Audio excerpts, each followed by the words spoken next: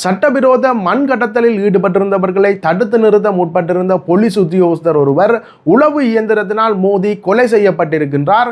யாழ்ப்பாணத்தில் பரபரப்பினை ஏற்படுத்தியிருந்த இந்த சம்பவத்தினை அடுத்து மண் மாபியாக்களை இல்லாமல் செய்வதற்கான உயர்மட்ட கலந்துரையாடல் ஒன்று தற்பொழுது யாழ்ப்பாணத்தில் நடைபெற்றிருக்கின்றது.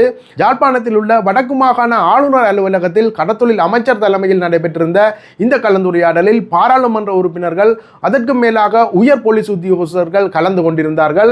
இவ்வாறு நடைபெற்றிருந்த இந்த உயர்மட்ட கலந்துரையாடலில் சில முக்கியமான முடிவுகளும் எடுக்கப்பட்டிருக்கின்றன. அந்த போலீஸ் உத்தியோகஸ்தர் எவ்வாறு கொலை செய்யப்பட்டிருந்தார் என்பது சம்பந்தமாகவும், இந்த மண் மாஃபியாக்களை இல்லாமல் செய்வதற்காக எடுக்கப்பட்டிருக்கின்ற அந்த முக்கிய முடிவுகள் என்ன என்பது சம்பந்தமாக விரிவாக பார்ப்பதுதான் இந்த வீடியோவாக இருக்கும். வணக்கம், இது ஜேசட் தமிழ் ரிப்போர்ட். எமது தளத்திற்கு நீங்கள் புதிதாக வருபவர்களாக இருந்தால் எமது தளத்தினை சப்ஸ்கிரைப் செய்து வைத்துக் கொள்ளுங்கள். யாழ்ப்பாணம் கொடிகாமம் போலீஸ் பிரிவிற்குட்பட்ட கிளாலி பகுதியில் சட்டவிரோதமாக மண் கடத்தலில் ஈடுபட்டிருந்தவர்களை தடுத்து நிறுத்துவதற்காக 2 போலீசார் அந்த சம்பவ இடத்திற்கு சென்றிருக்கிறார்கள். அவ்வாறு சென்றிருந்த போலீஸ் உத்தியோகஸ்தர்கள் அந்த பகுதியில் இருந்து சட்டவிரோதமாக மண்ணை ஏற்றி கொண்டு வந்திருந்த உளவு இயந்திரம் ஒன்றினை அடையாளம் கண்டிருக்கின்றார்கள். அவ்வாறு அடையாளம் காணப்பட்டிருந்த அந்த உளவு இயந்திரத்தினை தடுத்து நிறுத்துவதற்கு போலீசார் முற்பட்டிருந்த வேளை அந்த உளவு இயந்திரத்தினை செலுத்தி வந்திருந்த சாரதி மிக வேகமாக வந்து அந்த போலீசார் மீது மோதிவிட்டு அங்கிருந்து தப்பி சென்றுள்ளார். இந்த சம்பவத்தில் ஒரு போலீசார் சம்பவ இடத்திலேயே உயிரிழந்திருக்கின்றார். குறிப்பாக அந்த உயிரிழந்த போலீஸ் உத்தியோகஸ்தரனுடைய முகத்திற்கு மேலால் அந்த உளவு இயந்திரத்தினுடைய சில்லு ஏறி சென்றிருக்கலாம் என்று கூறப்படுகின்றது. இந்த சம்பவத்தில் கொலை செய்யப்பட்டிருந்த போலீஸ் உத்தியோகஸ்தருடன் சேர்ந்து பயணித்திருந்த மற்ற போலீஸ் உத்தியோகஸ்தர் படுகாயங்களுக்கு உள்ளான நிலையில் சிகிச்சைகளுக்காக வைத்தியசாலையில் அனுமதிக்கப்பட்டிருக்கின்றார். இந்த சம்பவத்தில் உயிரிழந்தவர் ஒரு பிள்ளையின் தந்தையான கெட்டியாரச்சிகே என்கின்ற சிங்கள போலீஸ் உத்தியோகஸ்தர் என்று தகவல்கள் வெளியிடப்பட்டிருக்கின்றன. இதற்கு மேலாக இந்த சம்பவத்தில் காயமடைந்திருந்த போலீஸ் உத்தியோகஸ்தர் ஒரு தமிழ் போலீஸ் உத்தியோகஸ்தர் என்றும் அவர் மன்னார் மாவட்டத்தைச் சேர்ந்தவர் என்றும் தற்பொழுது கொடிகாம போலீஸ் நிலையத்தில் அவர் கடமையாற்றி வருகின்ற நிலையில் கோப்பாய் பகுதியில் அவர் வசித்து வருவதாகவும் கூறப்படுகின்றது. இந்த சம்பவத்தில் கொல்லப்பட்டிருந்த அந்த போலீஸ் உத்தியோகஸ்தருடைய சடலமானது யாழ் போதனா வைத்தியசாலையில் தற்பொழுது வைக்கப்பட்டிருக்கின்றது. அந்த சடலம் மீதான பிரேத பரிசோதனை மேற்கொள்ளப்பட்ட பின்னரே அந்த சடலம் உறவினர்களிடம் ஒப்படைக்கப்படும் என்றும் கூறப்படுகின்றது. இவ்வாறு யாழ்ப்பாணத்தில் ஒரு பரபரப்பினை ஏற்படுத்தி இருந்த இந்த சம்பவத்தினை அடுத்து வடக்கு மாகாண ஆளுநர் அலுவலகத்தில் கடத்தொழில் அமைச்சர் ராமலிங்கம் சந்திரசேகர் தலைமையில் ஒரு அவசர கலந்துரையாடல் ஒன்று தற்பொழுது நடைபெற்றிருக்கின்றது. இந்த கலந்துரையாடலில் வடக்கு மாகாண ஆளுநர் உள்ளிட்ட பாராளுமன்ற உறுப்பினர்களும் கலந்து கொண்டிருக்கின்றார்கள். இதற்கு மேலாக வடக்கு மாகாணத்தில் கடமையாற்றுகின்ற அல்லது வடக்கு மாகாணத்தில் இருக்கின்ற போலீஸ் நிலையங்களுக்கு பொறுப்பான உயர் போலீஸ் அதிகாரிகளும் கலந்து கொண்டிருக்கின்றார்கள். இவ்வாறு நடைபெற்றிருந்த இந்த கலந்துரையாடலில் சில முக்கியமான முடிவுகள் எடுக்கப்பட்டிருக்கின்றன. குறிப்பாக இந்த மண் மாஃபியாக்களை இல்லாமல் செய்வதற்காக அவர்களுக்கான சில ஒழுங்கு விதிமுறைகள் அறிவிக்கப்பட்டிருக்கின்றன.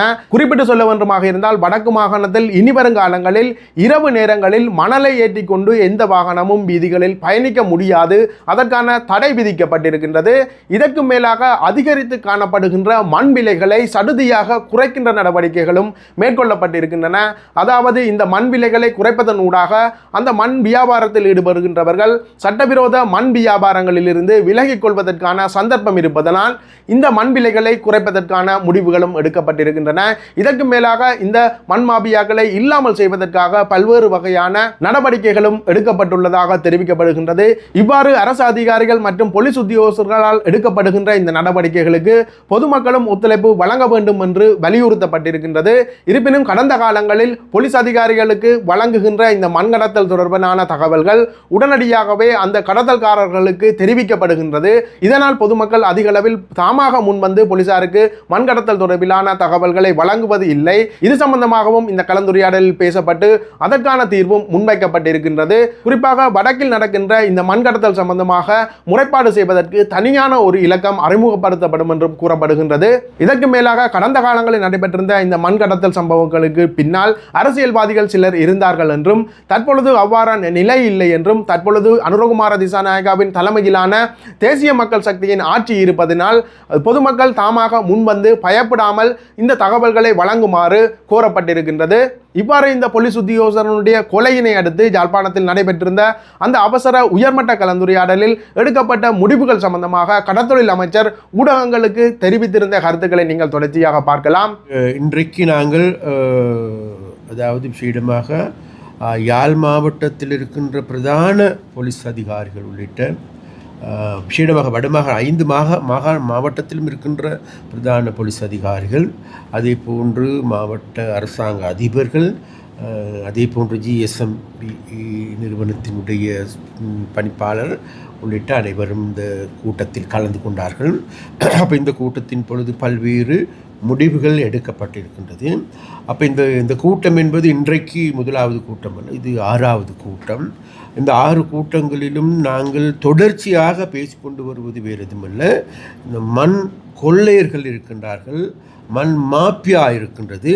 அப்போ இந்த மாப்பியாக்காரர்களிடமிருந்து எங்களுடைய மண்ணை பாதுகாத்து கொள்ள வேண்டிய தேவை இருக்கின்றது. ஆனாலும் கூட இந்த மாப்பியாக்களுடைய விளையாட்டு தொடர்ந்த வண்ணம் காணக்கூடியதாக இருக்குது. அதனுடைய தொடர்ச்சி கடந்த காலங்களில் எங்களுக்கு தெரியும், 6 கொலைகள் இடம்பெற்றிருக்கின்றது, 6 மனித உயிர்கள் காவு கொள்ளப்பட்டிருக்கிறது.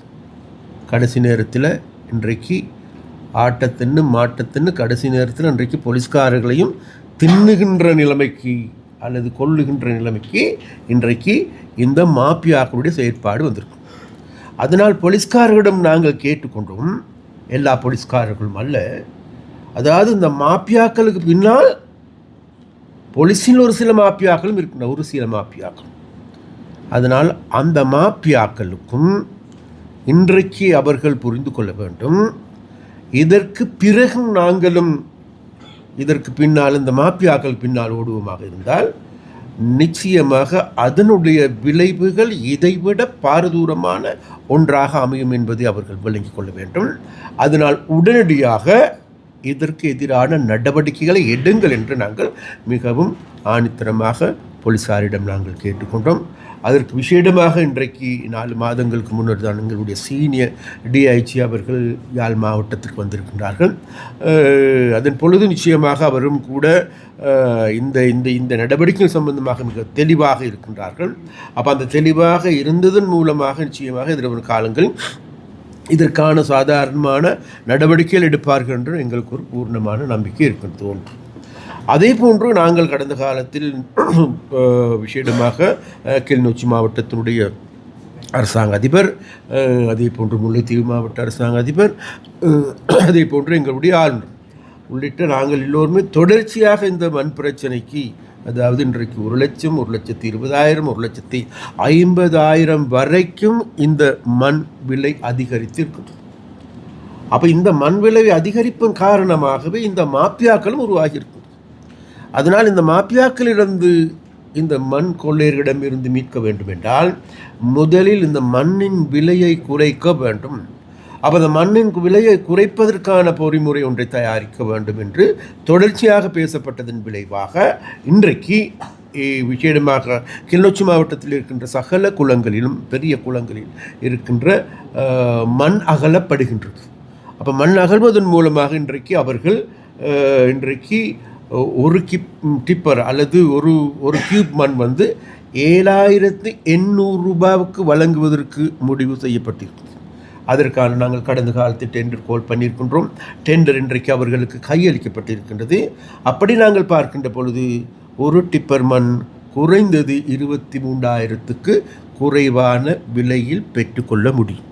அதற்கான டிரான்ஸ்போர்ட் செலவு மற்ற ஏனைய செலவுகள் எல்லாம் பார்க்கின்ற பொழுது யாழ்ப்பாணத்துக்கு குறைந்தது 55,000 65,000க்கும் இடைப்பட்ட விலையில் இந்த மண்ணை பெற்றுக் கொடுக்க முடியுமான சூழல் இன்றைக்கு ஏற்பட்டிருக்கிறது.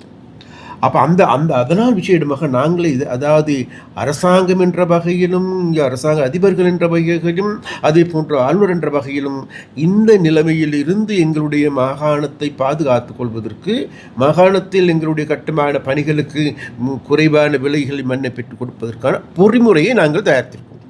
அப்போ அந்த பொறிமுறை இன்றைக்கு எதிர்வரும் நாட்களில் நடைமுறைக்கு வரும்.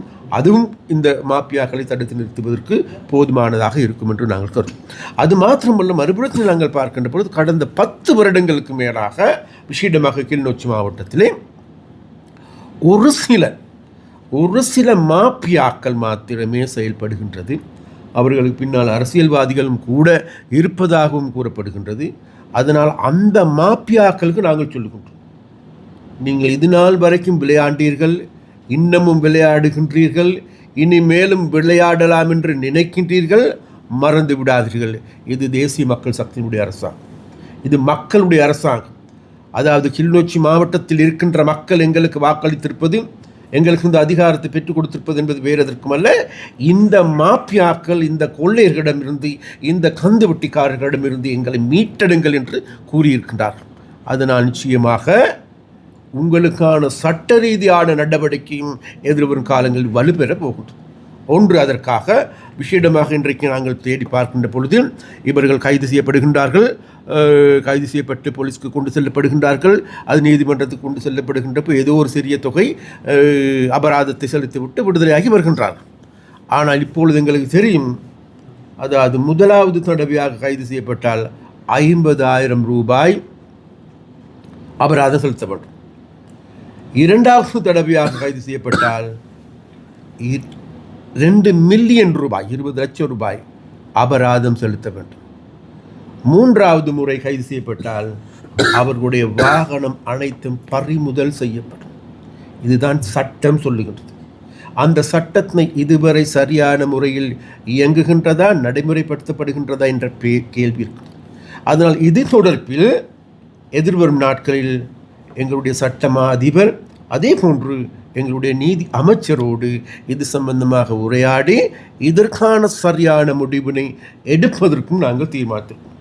அதனால் இந்த மாப்பியாக்களுடைய விளையாட்டுக்கு சட்ட ரீதியாகவும் தடுத்து நிறுத்துவதற்கான நடவடிக்கைகள் நாங்கள் எடுப்பதற்கு நாங்கள் தீர்மானித்திருக்கின்றோம். ஒன்று, அதே போன்ற மறுபுறத்தில் இந்த சட்டவிரோதமான நடவடிக்கைகளை தடுப்பதற்காக வேண்டி இனிவரும் காலங்களில் இரவு 12 மணிக்கு மேலாக ஓடுகின்ற உங்களுடைய வாகனங்கள் எதிர்வரும் நாட்களில் இருந்து பகல் நேரங்களில் மாத்திரமே ஓட முடியும் என்கின்ற முடிவு எங்களுடைய வடமாகாணத்தில் நாங்கள் எடுப்பதற்கு, இதற்கு ஜனாதிபதியும் கூட இதற்கு ஒத்துழைப்பு தருவதாக கூறியிருக்கின்றார், அல்லது ஏனைய நிறுவனங்களும் இதற்கு ஒத்துழைப்பு வழங்குவதாக கூறியிருக்கின்றது.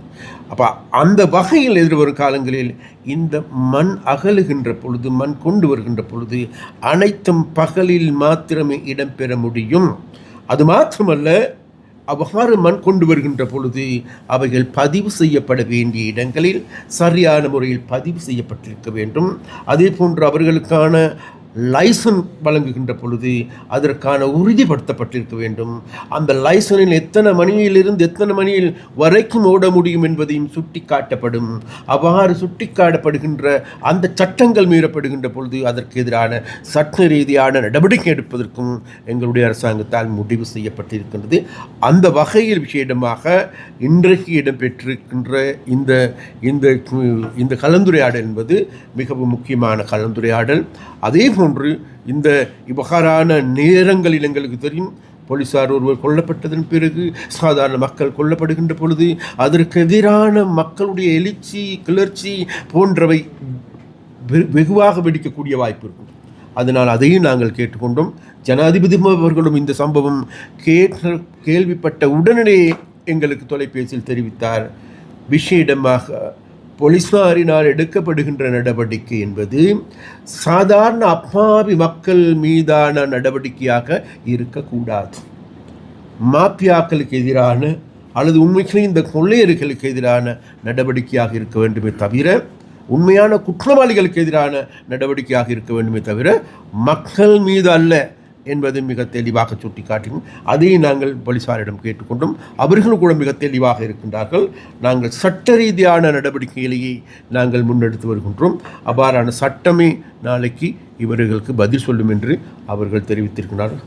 ஒரு விடயம் இருக்கின்றது, நீங்கள் சொல்லுவது போன்று, அதாவது இந்த மாப்பியாக்களுக்கு எதிராக மக்கள் அஞ்சுகின்றார்கள், பயப்படுகின்றார்கள். அண்மையில் உங்கள் எல்லோருக்குமே தெரியும், கிளிநொச்சி பிரதேசத்தில் ஒரு படுகொலை நடந்தது. அந்த படுகொலை செய்யப்பட்ட வீட்டுக்கும் நான் சென்றேன். அங்கே இருக்கின்ற மக்களோடு உரையாடினோம். உரையாடியது போது அவர்கள் சொல்லுகின்ற ஒரு வார்த்தை தான், வேறு எதுவும் இல்லை, எங்களால் வாய் திறக்க முடியாது. இப்போ நாங்கள் வாய் திறந்து வெளியே யாரிடம் சொல்லுவது, அந்த போலீஸாரிடம் சொல்லுகின்ற பொழுது, ஏதாவது தகவல் வழங்குகின்ற பொழுது அந்த தகவல்கள் மீண்டும் அந்த மாப்பியாக்களிடம் செல்லுகின்றது. அவர்கள் தான் எங்களை வந்து விசாரிக்கின்றவர்களாக இருக்கின்றார்கள், அவர்கள் தான் எங்களுக்கு எதிரான நடவடிக்கை எடுக்கின்றவர்களாக இருக்கின்றார்கள் என்கின்ற குற்றச்சாட்டை மக்கள் முன்வைத்தார்கள். அதனால் நாங்கள் மக்களுக்கு சொல்லுகின்றோம், விஷயமாக எதிர்வரும் நாட்கள், அதாவது இப்போது இருக்கின்ற விஷயமாக நாங்கள் எதிர்வரும் நாட்களில் இது தொடர்பிலான மேலதிகமான போலீஸ் பாரோடு தொடர்பு கொள்வதற்கு அல்லது ஏனைய நிறுவனங்களோடு தொடர்பு கொள்வதற்கான அதாவது தொலைபேசி இலக்கங்களையும் வெளியெடுப்பதற்கு அந்த தொலைபேசி இலக்கங்களோடு தாராளமாக தொடர்பு கொள்ளுங்கள். அதனால் பயப்பட வேண்டாம் என்று நாங்கள் கேட்டுக்கொள்கின்றோம். அந்த அந்த என்னவென்றால் வேறு எதுமல்ல, நாங்கள் சதாகாலம் அவ்வாறு இருக்கின்ற பொழுதுதான் இவர்களால் ஒன்று எங்களுடைய மண் கொள்ளையிடப்படுகின்றது, எங்களுடைய பிரதேசம் பாதிக்கப்படுகின்றது. விசேடமாக இன்றைக்கு கிளிநொச்சி, முல்லைத்தீவு மாவட்டங்களை நாங்கள் பார்க்கின்ற பொழுது, இந்த மண் நகழ்கின்ற பிரதேசங்களை பார்க்கின்ற பொழுது அந்த பிரதேசமே நாசமாக்கப்படுகின்றது. அதனால் எங்களுடைய வாழ்க்கை, எங்களுடைய பிரதேசம், எங்களுடைய நிலத்தையே இவர்கள் அபகரிப்பு செய்து கொண்டிருக்கின்றார்கள் என்பதை மறந்துவிடக்கூடாது. அதனால் விசேடமாக எங்களுடைய நிலத்தையும் எங்களுடைய மண்ணையும் பாதுகாத்துக் கொள்வதற்காக மக்கள் முன்வர வேண்டும். அந்த மக்களை பாதுகாப்பதற்கு நாங்கள் அரசாங்கம் என்ற வகையில் நாங்கள் இருக்கின்றோம். இதற்கு முன்னர் நாங்கள் எடுத்து பார்க்கின்ற பொழுது, இதற்கு முன்னர் இவ்வாறான மாபியாக்களுக்கு பின்னால் அரசியல்வாதிகள் இருந்தார். இப்பொழுது அப்படி கிடையாது. அதனால் மக்கள் தைரியமாக எங்களோடாவது தொடர்பு கொண்டு உங்களுடைய முறைப்பாடுகள் செய்யுங்கள் என்று மிக மிக வினயமாக இருக்கும். இந்த போக்குவரத்து நெரிசல்கள் வந்து காலையில் தான் இருக்குன்னு, ஸ்கூல் டைமில் டிப்பர் ஓடக்கூடாதுன்னு சொல்லி அந்த ஸ்கூல் டைமில் வந்து டிப்பர் ஓடுறது அது வந்து இப்போ கூடுதலாக வந்து இந்த விடயத்தை இப்பொழுது இந்த போலீஸாரோடு பேசுகின்ற பொழுது எங்களுடைய ஆளுநர் மிக தெளிவாக இந்த பிரச்சனையை சுட்டி காட்டினார்கள். அதனால் இது சம்பந்தமாக அதாவது டைமிங் ஏன்னா இது ஒரு காலங்களில் டைமிங் ஒன்று இருக்கின்றது. அப்போ அந்த டைமிங் படி அது விசேடமாக பாடசாலை நேரங்களில் பாடசாலை விடுகின்ற போது அவ்வாறான அதுவும் வேகமாக, அதாவது வாகனங்கள் போவது சாதாரணமாக இருக்கும், ஆனால் இவர்கள் வேகமாக செல்வதன் மூலமாக பாரிய அச்சுறுத்தல் ஏற்படுகின்றது. அது சம்பந்தமாகவும் இன்றைக்கு இந்த போலீஸ் இந்த உரையாடலின் பொழுது ஆளுநர் அவர்கள் அது சம்பந்தமாக போலீஸாருக்கு தெரியப்படுத்தினார். இவ்வாறான கருத்துக்களையே அமைச்சர் அங்கு பதிவிட்டிருந்தார். இந்த கொலை சம்பவம் தொடர்பில் தீவிரமான விசாரணைகள் தற்பொழுது முன்னெடுக்கப்பட்டு வருகின்றன. ஏனென்றால் இந்த கொலை சம்பவத்துடன் தொடர்புடைய சந்தேக நபர் இதுவரை கைது செய்யப்படவில்லை. அவர் தலைவரவாக இருப்பதாக தெரிவிக்கப்படுகின்றது. இருப்பினும் அவர் தொடர்பிலான மேலதிகமான தகவல்கள் பெறப்பட்டிருப்பதாகவும் அவர் விரைவில் கைது செய்யப்படுவார் என்றும் போலீசார் தெரிவித்திருக்கின்றார்கள். அவ்வாறான கைதுகள் ஏதேனும் நடைபெறுகின்ற போது அல்லது இந்த கொலை சம்பவம் தொடர்பில் மேலதிகமான தகவல்கள் ஏதேனும் விடுக்கப்படுகின்ற போது அதனையும் நீங்கள் எமது தளத்தின் ஊடாக எதிர்பார்க்கலாம். இது போன்ற இன்னும் ஒரு புதிய தகவலுடன் மற்றும் ஒரு வீடியோவில் சந்திக்கின்றேன். நன்றி, வணக்கம்.